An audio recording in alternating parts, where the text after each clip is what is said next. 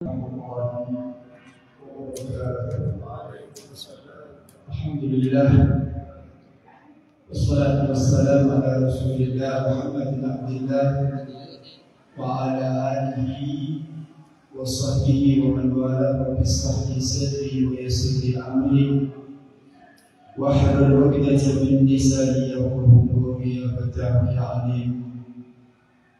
Hadirin wal hadirat, Bapak sekalian yang dimuliakan Allah Subhanahu wa taala, wabil khusus keluarga besar daripada almarhum Bapak Haji Mulia beserta anak keturunannya dan semua yang hadir pada malam hari ini. Mudah-mudahan hadirnya kita di tempat ini menjadi sebab dunia berkah dari Allah Subhanahu wa taala, dan mudah-mudahan menjadi sebab turunnya rahmat Allah Subhanahu wa taala. Amin ya rabbal alamin. Hadirin wal hadirat yang dirahmati Allah Subhanahu wa taala, saya akan melanjutkan dari sebuah hadis yang beberapa hari yang lalu saya bacakan, yaitu ada 4 golongan manusia yang dirindukan oleh surga Allah Subhanahu wa taala. Al-jannatu musyra'un ila arba'atin nafar. Ada 4 golongan manusia, yang mana 4 golongan manusia ini adalah orang-orang yang dirindukan oleh surga Allah Subhanahu wa taala. Artinya, kalau kita masuk dalam 4 golongan ini, maka insya Allah kita akan menjadi penghuni surga Allah Subhanahu wa taala. Yang pertama sudah saya jelaskan, yaitu qari'ul Quran. Yang pertama adalah orang yang gemar membaca Al-Quran. Orang-orang yang cinta dengan Al-Quran dan gemar membaca Al-Quran, senang ketika baca Al-Quran, maka orang seperti ini, mereka itu adalah para penghuni surga. Jadi surga rindu kepada orang-orang yang ketika di dunia mereka gemar, cinta, senang, dan selalu menghiasi kehidupannya dengan membaca Al-Quranul Karim. Terutama di bulan suci Ramadan yang dikatakan syahrul Ramadan adalah syahrul Quran. Bulan suci Ramadan adalah bulan suci Al-Quran. Mana orang yang membaca Al-Quran dan dibaca di bulan suci Ramadan, maka pahalanya akan dilipat gandakan oleh Allah Subhanahu wa taala.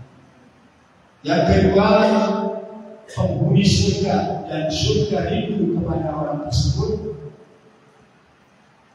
al-hifdzul lisan, orang yang bisa menjaga lisannya. Maksudnya bagaimana? Orang yang selalu menjaga lisannya sehingga dia tidak berucap kecuali kebaikan. Dia tidak berucap kecuali sesuatu yang baik. Dia tidak berucap kecuali sesuatu yang diridhai oleh Allah Subhanahu wa taala. Karena yang namanya lisan ini bisa menjadi sumber kebahagiaan, dan lisan juga bisa menjadi sumber kecelakaan di dalam kehidupan kita. Salah dalam kita berucap, salah dalam kita berkata, maka ucapan tersebut akan menjadikan penyebab orang tersebut bisa masuk neraka. Sehingga dikatakan oleh para ulama, salamatul insan fi hifdzil lisan.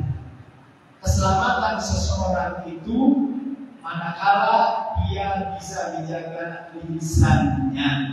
Jadi kalau dia jaga lisannya, dia pelihara lisannya, tidak berucap kecuali kebaikan, tidak berucap kecuali sesuatu hal yang diridhai oleh Allah, maka orang yang menjaga lisan ini, mereka itulah yang dirindukan oleh surga Allah Subhanahu wa taala.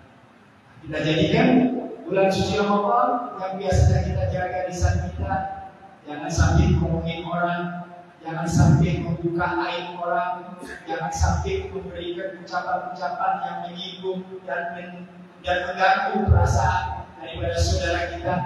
Kita jaga lisan itu supaya tidak berucap kecuali kebaikan. Insya Allah kita akan menjadi penghuni surga Allah Subhanahu wa Ta'ala.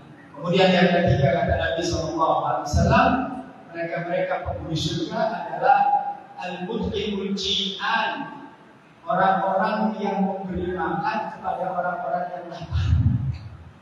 Jadi juga di dalam bulan suci Ramadan, kenapa kita dianjurkan untuk banyak sedekah, untuk banyak memberikan makan kepada orang-orang yang berpuasa? Karena Nabi SAW, siapa orang yang memberikan makan, iftarus shaim, memberikan makan kepada orang yang berpuasa, maka dia mendapatkan pahala seperti pahalanya orang yang berpuasa.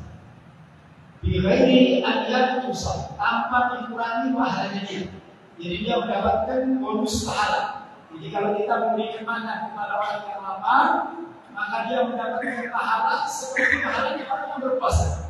Jadi kita mendapatkan pahala puasa dari diri kita, juga mendapatkan pahala puasa dengan sebab kita memberikan makan kepada orang miskin. Ya, mut'imul jihad, sehingga Nabi SAW mengatakan tidak sempurna iman seseorang ketika dia bisa tidur sementara ada tetangganya yang telah aman.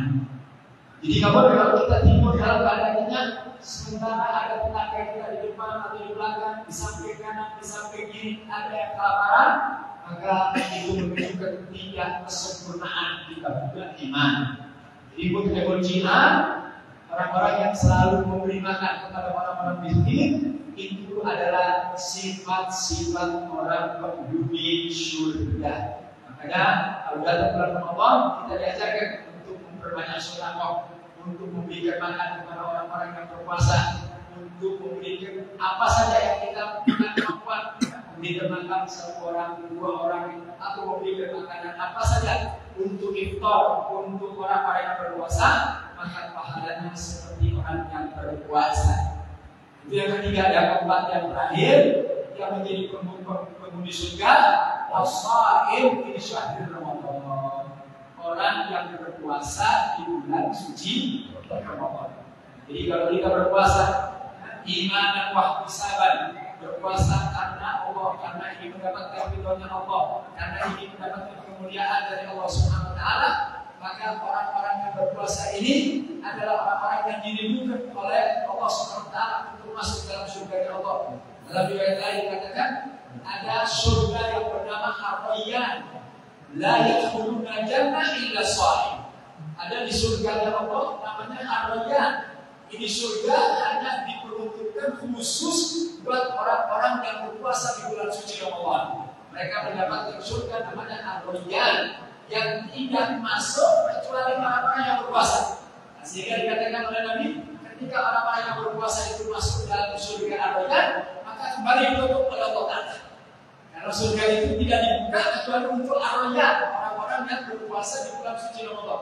Yang masuk kemudian ditutup lagi oleh Allah Ta'ala, sehingga orang-orang yang tidak berpuasa tidak akan pernah bisa masuk di surga Allah Subhanahu wa Ta'ala. Hari ini kita ketiga bulan suci Ramadan ini dan malam 27, sekarang malam 27, insyaallah mudah-mudahan kita bisa mendapatkan bagian daripada Lailatul Qadar, mendapatkan kemuliaan dari Allah Subhanahu wa Ta'ala, diangkat kita punya derajat, dimuliakan kedudukan kita dari dunia sampai akhirat. Mudah-mudahan malam ini menjadi malam yang istimewa buat kita, sehingga Allah ampuni segala dosa-dosa kita, Allah angkat kedudukan dan derajat kita, Allah muliakan kehidupan kita, Allah gampangkan segala urusan-urusan kita. Yang punya kesulitan, mudah-mudahan Allah angkat kesulitannya. Yang punya penyakit, mudah-mudahan Allah sembuhkan penyakitnya. Yang punya hutang, mudah-mudahan Allah lunasi hutangnya. Dari kita yang belum nikah, mudah-mudahan Allah berikan jodoh yang soleh dan solehah. Rumah tangga yang sakinah, mawaddah warahmah. Adik-adik kita semua dijadikan anak-anak yang baru diwalidain, anak-anak yang taat, yang nurut, anak-anak yang patuh, anak-anak yang menghormati kedua orang tua kita, sehingga anak-anak kita menjadi anak-anak yang soleh dan soleh. Amin ya rabbal alamin. Assalamualaikum warahmatullahi wabarakatuh.